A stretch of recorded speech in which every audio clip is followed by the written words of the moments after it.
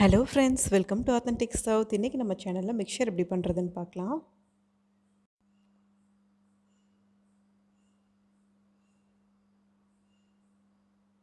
இந்த ரெசிபிக்கு first 1 cup கடலை மாவு எடுத்துக்கலாம், 1/4 கப் அரிசி மாவு, 1/2 டீஸ்பூன் மஞ்சத்தூள், 1/2 டீஸ்பூன் உப்பு, 1/4 டீஸ்பூன் பெருங்காயம், தண்ணி கொஞ்சம் கொஞ்சமாக சேர்த்து சப்பாத்தி மாவு பதத்துக்கு நல்லா பிசைஞ்சு எடுத்துக்கலாம். இப்போது இந்த மாவை முறுக்கு பொடியில் சேர்த்திக்கலாம். முறுக்கு பொடியில் எண்ணெய் தடவிட்டு அதுக்கப்புறமா மாவு சேர்த்திக்கோங்க. இப்போ சூடான எண்ணெயில் புழிஞ்சு விட்டுறலாம்.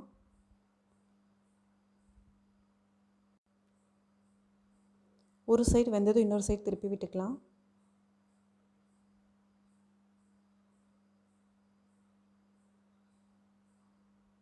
ரெண்டு சைடும் நல்லா வெந்ததுக்கப்புறமா எடுத்து தனியாக வச்சுக்கலாம். இப்போது பூந்தி பண்ணுறதுக்கு 1 கப் கடலை மாவு, 1/4 டீஸ்பூன் பெருங்காயத்தூள், 1/2 டீஸ்பூன் மஞ்சத்தூள், 1/2 டீஸ்பூன் உப்பு, தண்ணி சேர்த்து கட்டி இல்லாமல் நல்லா பீட் பண்ணிக்கலாம். இப்போ இந்த மாவை லட்டு கரண்டியில் ஊற்றி இந்த மாதிரி தேய்ச்சி விட்டுக்கலாம். பூந்தி பார்த்திங்களா எப்படி முத்து முத்தாக வந்திருக்குன்னு. நல்லா மொறுமொறுன்னு வர அளவுக்கு நல்லா வேக வச்சு எடுத்துக்கலாம்.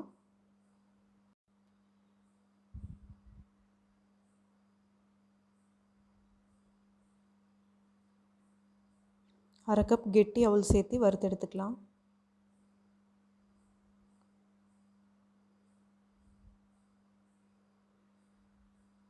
கால் கப் பச்சை நிலக்கடலை சேர்த்து வறுத்துக்கலாம். இப்போ பொட்டுக்கடலை 1/4 கப் சேர்த்து வறுத்து எடுத்து வச்சுக்கலாம். 1/4 கப் முந்திரி பருப்பை வறுத்து எடுத்து வச்சுக்கலாம். கொஞ்சம் கருவேப்பிலை சேர்த்து நல்லா எண்ணெயில் பொரிச்சு எடுத்துக்கலாம்.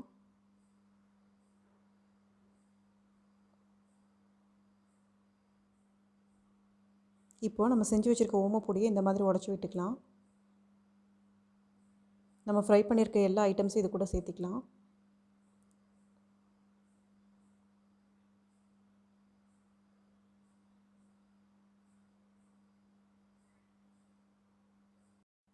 இப்போ இது கூட 1 டீஸ்பூன் மிளகாய்த்தூள், 1/4 டீஸ்பூன் உப்பு, 1/4 டீஸ்பூன் பெருங்காயத்தூள் சேர்த்திக்கலாம்.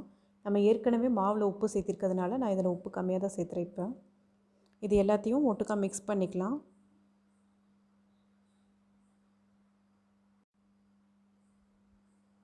அவ்வளோதாங்க, நம்ம மிக்சர் சூப்பராக ரெடி ஆகிடுச்சு. நீங்களும் இந்த ரெசிபியை ட்ரை பண்ணி பார்த்துட்டு எப்படி இருந்ததுன்னு என் கூட கமெண்ட் பாக்ஸில் ஷேர் பண்ணுங்கள்.